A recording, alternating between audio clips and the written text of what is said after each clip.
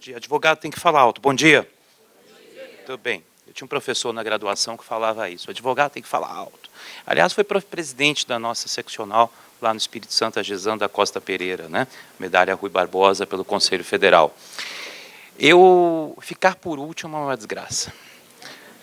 É um problema triste, porque numa mesa tão qualificada como essa, meu querido Tiago, que há tantos congressos já nos acompanhamos aqui, muito obrigado pela sua coordenação, pela sua gentileza, pela forma hábil no trato dos palestrantes.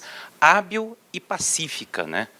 Eu vinha preocupado com ontem, hoje de manhã, a hora que eu acordei, e ontem à noite, no coquetel, surgiu uma brincadeira, e que vai ser verdade, cadê o Fratari não está aí, mas, né, Onofre, nós vamos trazer um kit palestrante Abradetê para o próximo congresso, um par de luvas de boxe e um vidro de Rivotril. Então, isso vai ser obrigatório a partir do próximo.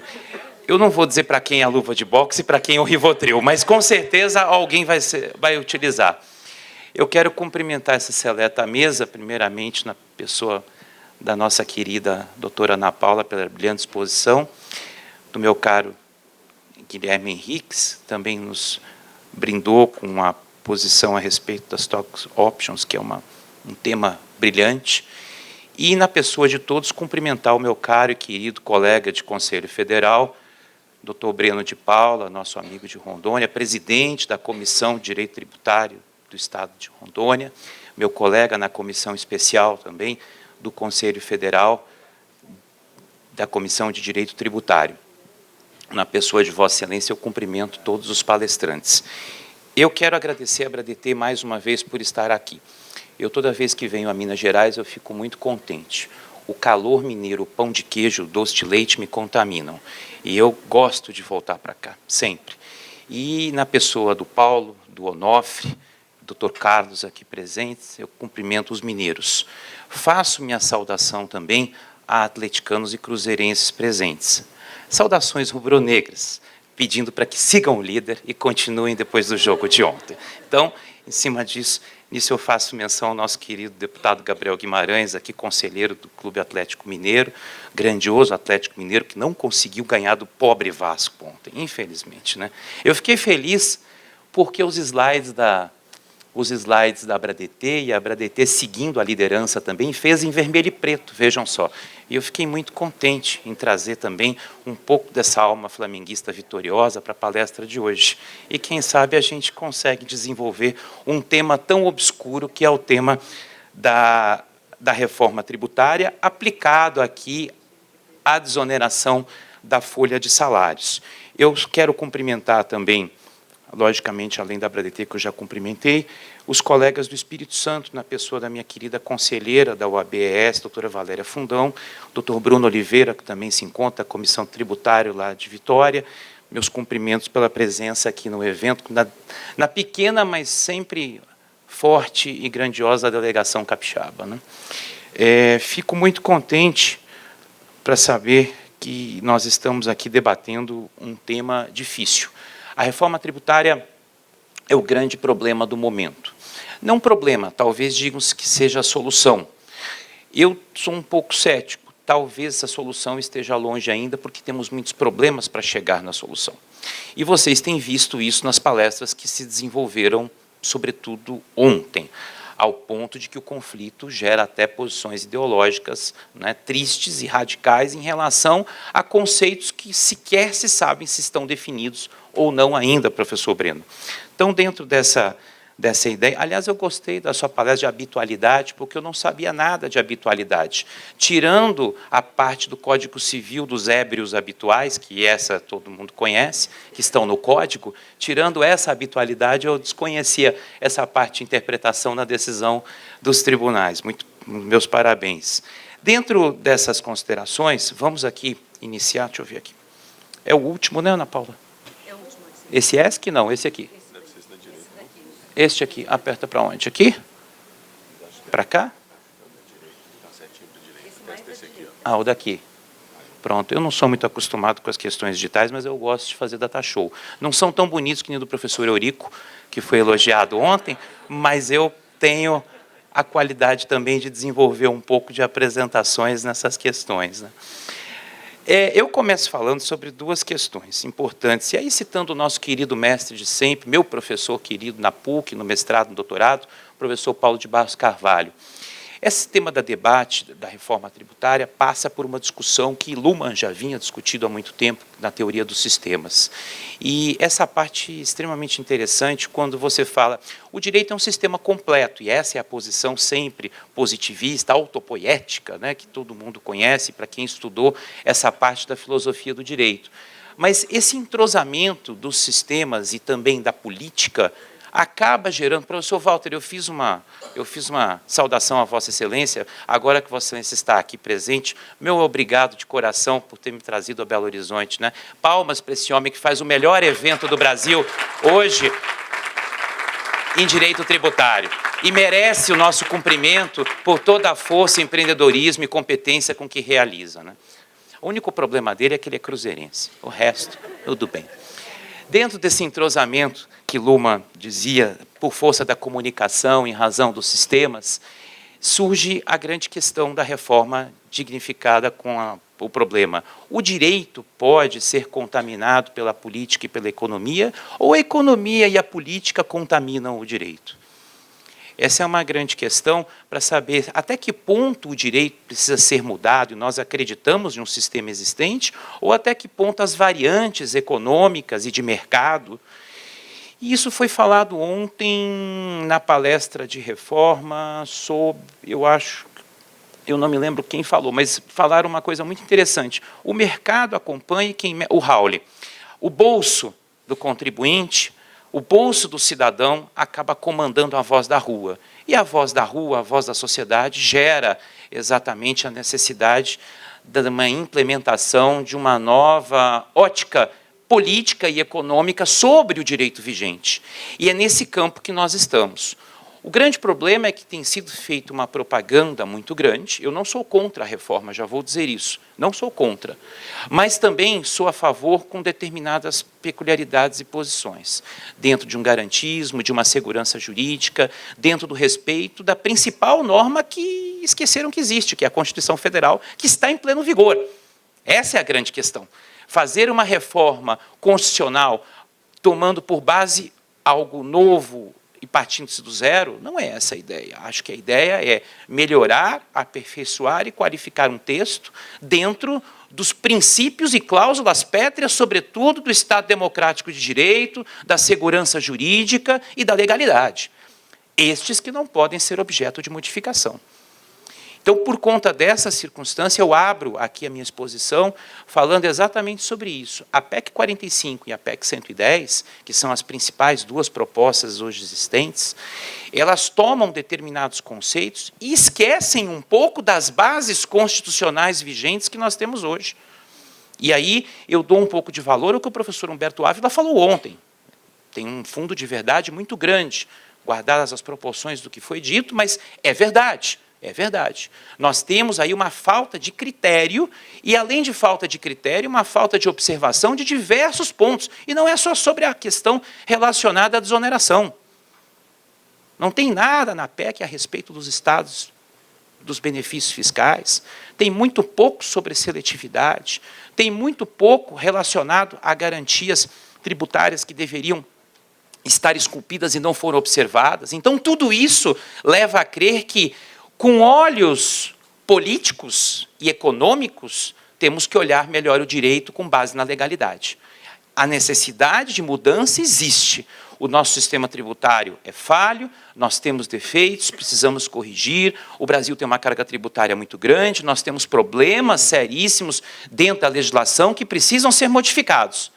Mas não podemos sair pisando por todos os dias e a todas as horas sobre um protesto de uma propaganda e de um marketing que vem sendo feito na Câmara dos Deputados e no Senado Federal, afrontando garantias constitucionais que nós temos já conquistadas há quanto? 88 para cá? 31 anos. Então, é isso que nos chama a atenção, talvez é essa abertura que eu chamo a atenção dos senhores, de que a reforma tributária precisa ser olhada com 4 olhos, não com 2. Né? Dizem que quem usa óculos é 4 olhos. Né? Então, praticamente, essa é a ideia, né, Onofre? Dentro dessa situação, o que nós temos aqui... Eu nunca acerto aqui. Não é esse? Aqui. Ah, não. Para frente. Para trás. Qual é o propósito de uma reforma tributária no país e qual é a ideia hoje que nós temos, vamos dizer assim, em 6 tópicos aqui, reduzindo tudo que foi falado ontem? Busca-se o quê? Simplificação do sistema, redução de litigiosidade, solução da guerra fiscal. Este é uma grande vantagem, isso é uma coisa que eu vejo com muitos bons olhos, porque a guerra fiscal é um entrave hoje, que ocorreu não por conta dos estados, como nós falávamos ontem, né, Onofre, mas sem dúvida nenhuma por conta de um problema que a própria União criou, e aí, por conta da sua inércia, gerou a sobrevivência deles, e por conta dessa sobrevivência veio o problema da guerra. Permitir uma neutralidade fiscal, já falamos bastante sobre isso ontem, inclusive na parte da palestra de reforma, a minimização de distorções das alocações de capital e, principalmente, fazer o país crescer. Essa história do PIB, quem falou hoje? Você, 1%. Não tem condições. O Brasil deveria estar numa condição muito mais superior. Então, essas circunstâncias é que hoje justificam a criação da reforma. Muito se discute entre IVA, imposto único, e eu não vou me ater a conceitos específicos dentro das propostas legislativas. A minha palestra é mais voltada a um critério mais econômico, político, do que praticamente um tempo jurídico sobre a parte da tecnicidade. Por quê? Porque em nada, absolutamente nada, nós temos previsão legislativa nos 2 textos propostos até hoje, na verdade até ontem, eu vou falar por quê um pouco mais para frente, até ontem, sobre a desoneração e a tributação da folha de salários. Esqueceram. Esqueceram. Não falaram algo que simplesmente é a garantia de um futuro para as próximas gerações, da Previdência Social, através da tributação da folha, e a garantia, com toda a certeza, de quê? Da posição de um mercado e de fazer valer a condição de quem honra o crescimento deste país, que são os empresários, que é a indústria, que é o comércio, e quem é efetivamente que permite a efetividade desse crescimento. É nessa desoneração que eu crio um ambiente muito propício para poder reduzir aí todos os trâmites e, obviamente, os entraves que tem se falado. E quando se fala algo, é o governo que fala. E governo falando o quê? Paulo Guedes para baixo e para cima, começando com o Sintra, depois ele continuou insistindo isso, até tomar uma cacetada do Rodrigo Maia e do Davi Alcolumbre por conta da ideia de uma criação de uma nova CPMF, ou algo parecido através dos meios de pagamento. Né? E essa é uma pergunta, a CPMF voltará? Não sabemos. Não sabemos. Aliás, essa palestra foi difícil fazer, porque eu recebi o convite em maio, né? Não, junho, eu acho, e comecei a estudar bastante o tema diariamente. Muda todo dia, até ontem mudou. Aliás, eu me certifiquei até às 7 horas da manhã de hoje, mas os políticos não gostam de trabalhar esse horário. 7, 8 horas da manhã está todo mundo dormindo, porque eles vão até a noite, né, em votações e tal. Mas, em regra geral, Gabriel, fica tranquilo, estamos bem. Você não é mais, né? Então tá bom. Então, dentro dessa situação, o que acontece? O governo voltou a falar em CPMF, o Sintra vinha falando, aí caiu o Sintra, tiraram ele por conta disso, aí eu mexi de novo os slides. Eu mudei 32 vezes esses slides, até ontem, até hoje, 4 horas da manhã, eu estava mexendo nos slides, procurando, aí saiu uma notícia ontem, que o deputado Aguinaldo Ribeiro vai inserir um texto, eu vou falar sobre ele já, a respeito da proposta do API. E eu recebi ontem, 8 horas da noite, do senador Roberto Rocha, que por conta dessas palestras, os congressos, nós tivemos quinta-feira passada em Vitória, acabou ficando com uma proximidade comigo, e ele me manda algumas coisas para poder publicizar pelo Brasil, e eu vou passar para vocês em primeira mão o que a PEC 110 hoje tem desde ontem, numa reunião que aconteceu ontem à tarde em Brasília, com a proposta relacionada à desoneração da folha. Vejam só, o professor Beno falava isso e os números não mentem. Nós temos aqui a contribuição previdenciária 30%, representando 30% da participação. Vejam esses números. Veja isso, 30,81%. Não é de se jogar fora. É praticamente a metade dos demais tributos. Ou seja, algo extremamente importante. Dentro da PEC 45, eu vou analisar as duas, que são os principais propósitos, porque a minha palestra é reflexos das propostas. Aí eu fiquei pensando, se eu não tenho a proposta, como é que eu vou falar em reflexo? Eu me preocupei com isso, né?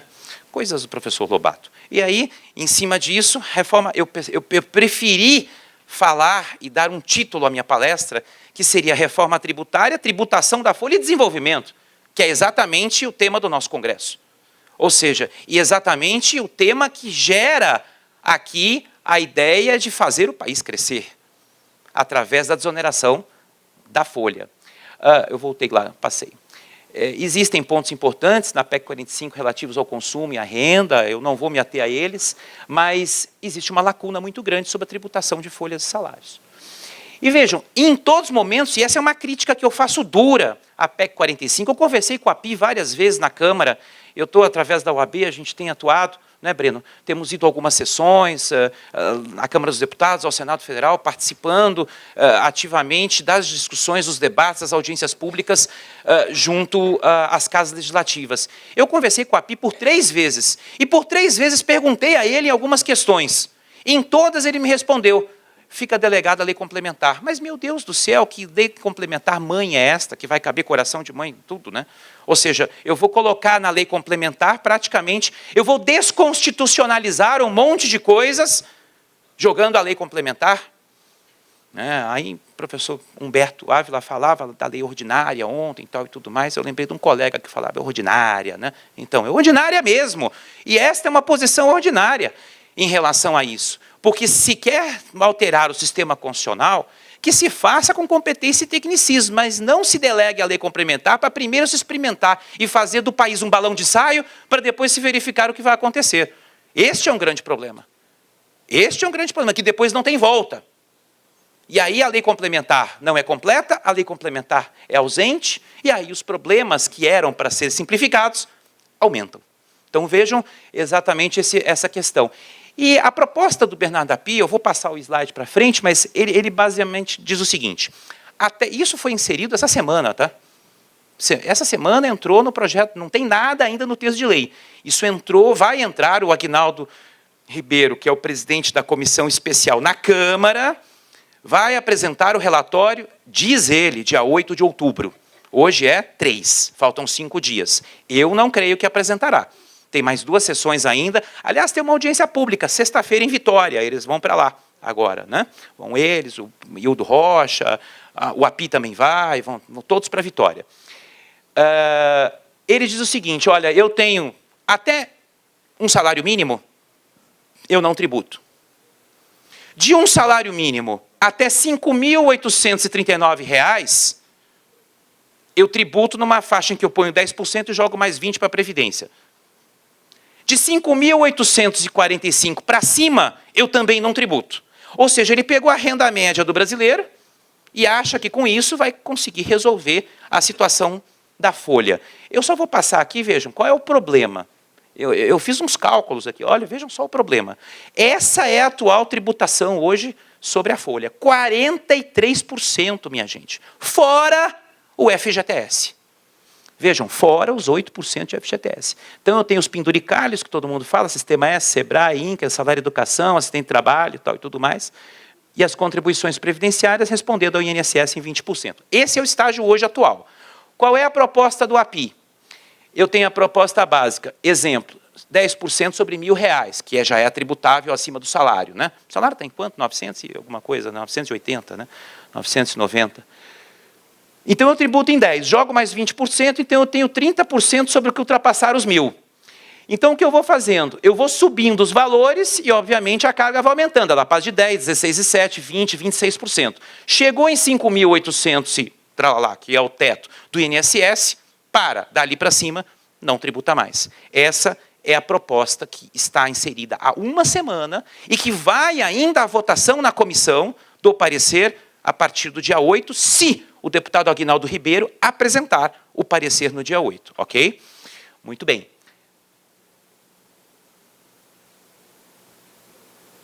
E aí, qual é o argumento dele? Ao baixar o custo da contratação, ele incentiva a formalização.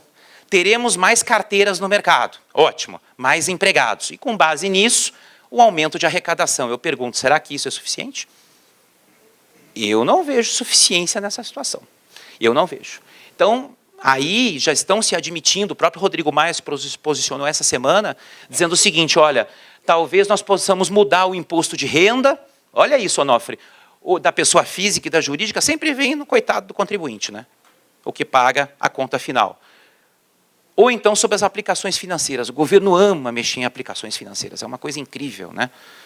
O banco já nos tira dinheiro todo dia. Aí vem o governo e tira duplamente, né? Então, isso é uma grande situação. Já estão falando em cortar benefícios fiscais, nós temos aí 400 bilhões hoje, só da União, de benefícios fiscais, e haveria um corte desses benefícios para compensar com a desoneração. Recursos do petróleo estão sendo cogitados a serem utilizados para compensar os entes federados que teriam que acompanhar essa desoneração. E hoje, por exemplo, uma empresa brasileira, tem um exemplo que eu fiz aqui, eu criei essa hipótese aqui, uma empresa brasileira típica recolhe 31,8% do salário total, o trabalhador paga 11% da parcela. Vejam que é uma carga elevada, e nos padrões internacionais, aí citando o professor Schwerer, que gosta da questão da tributação internacional, ele fez uma palestra muito boa sobre os preços de transferência na OCDE.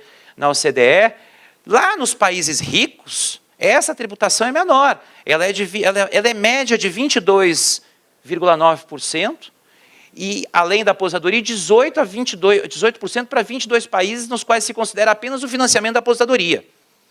Vejam só. Então, assim, mesmo assim, ainda teríamos uma carga elevada em relação a isso.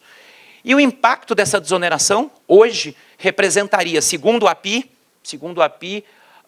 cerca de 160 bilhões de reais, 80 para baixa renda, 40 para alta e 38 bilhões no que diz respeito à exclusão dos penduricalhos, que seriam retirados. Atualizado pela inflação, o caixa da União ficaria em 180 bilhões de reais, com base nessa desoneração, o que é um valor considerável dentro daquela proposta enorme do Paulo Guedes, que junto com a Previdência vai chegar a 1 trilhão de reais relacionado à aprovação da PEC 6, né?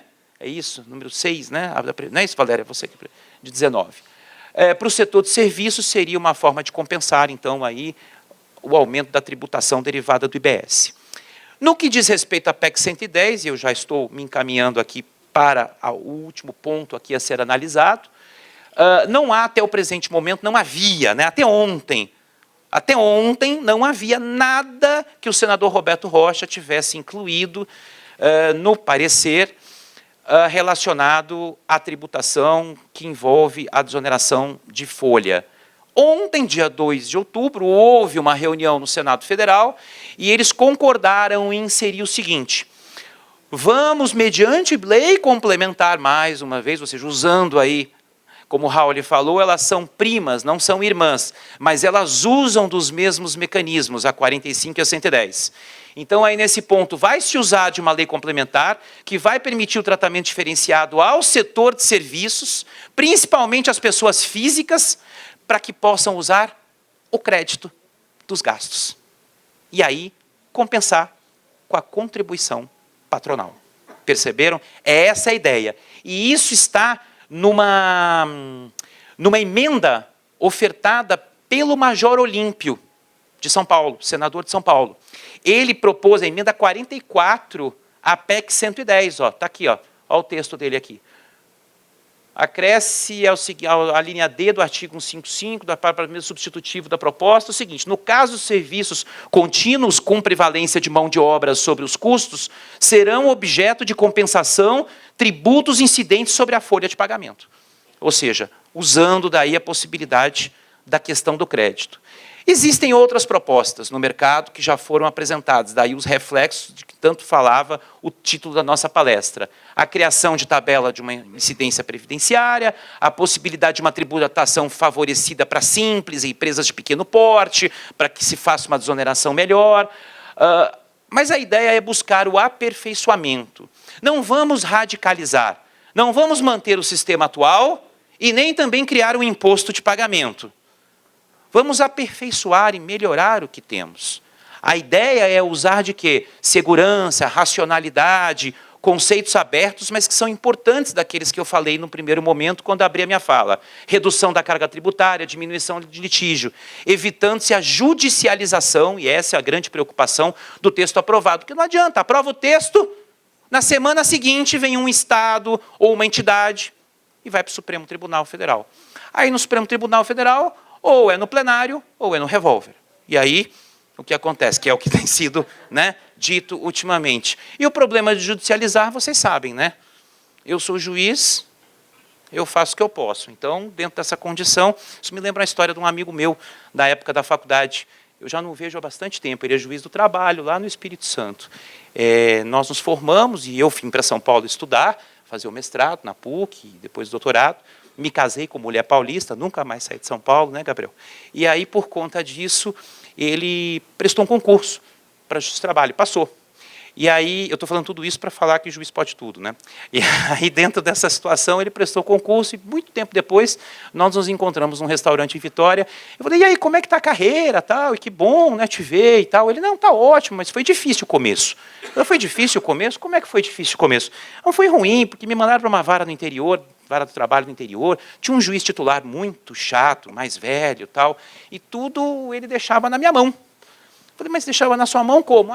Teve uma primeira experiência, a primeira audiência, Carlos, que ele foi fazer, ele chegou lá, e no Justiça do Trabalho, se a parte reclamante não vier, arquiva, né? Mas não, ao contrário. Isso, eu não sei nada de trabalho, mas... E a parte reclamada, se não vier, dá revelia, não é isso? Muito bem. Aí veio um cidadão, não veio, era contra uma cooperativa, alguma coisa assim, a reclamação trabalhista. E aí ele falou assim, o que eu faço agora, né? Será que eu decreto a revelia? Aí ele foi lá dentro perguntar para o juiz titular, doutor, aconteceu isso, primeira semana de magistratura do trabalho. O que eu faço, né? Ele falou assim, meu filho, você é juiz, você pode tudo. Aí ele voltou, olhou, aí apareceu o advogado da cooperativa, aí, se eu ia decretar revelia agora, sou juiz, posso tudo, mas aí apareceu, o que será que eu faço, né? Já vou terminar, mandaram você para me cobrar o tempo, mas é qualificado esse né? Aí falaram o seguinte, você é juiz, você pode tudo. Aí ele falou o seguinte, olha, agora eu não sei, será que eu decreto a revelia ou não? O advogado apareceu, mas apareceu extemporaneamente. Aí ele voltou no juiz titular. E chegou lá, perguntou, excelência, desculpe incomodar mais uma vez, né? Olha, agora apareceu o advogado, o que eu faço? Aí ele sentou naquelas cadeiras giratórias, sabe? Aquelas de couro antigas, meio rasgada na ponta, típica de serviço público, né? A federal. Aí ele veio, olhou e falou, senta aqui. Ele sentou, falou assim, ele deu uma rodada naquela cadeira giratória, assim, falou assim, tá vendo? Ele olhou, por quê? Ele falou, você é juiz, você pode tudo. Aí ele voltou lá para dentro da audiência. Chegou na audiência, muito bem, vamos decidir. Aí sentou, ele me contando isso. Bruno, o nome dele. Sentou, girou na cadeira e falou assim, está decretada a revelia. O advogado falou, mas por que, doutor? Eu estou presente. Eu sou juiz, eu posso tudo. Então, dentro dessa situação, é exatamente esse caminho que nos preocupa quanto à judicialização. Tudo vai água abaixo. Senhores, eu vou me encaminhando para o final, dizendo a seguinte mensagem. Nós temos que privilegiar no Brasil a seguinte ideia, paga menos tributo quem emprega mais. Todos de acordo, né? Paga menos tributo quem emprega mais. E mais do que isso, quem paga melhor também. Nós temos que fazer o país crescer. E é nesse crescimento que a desoneração da folha de salários é ponto fulcral e imprescindível de análise das propostas de reforma tributária. Nós temos que caminhar para uma mudança nesse sentido, porém com segurança jurídica. Eu queria agradecer a todos desculpem me estender no tempo, mas trabalhei com carinho esse tema para poder alcançar a qualificação e a altura da mesa. Fiquei por último, mas tentei compensar, na verdade, a possibilidade de praticamente esgotado o tema aqui a respeito.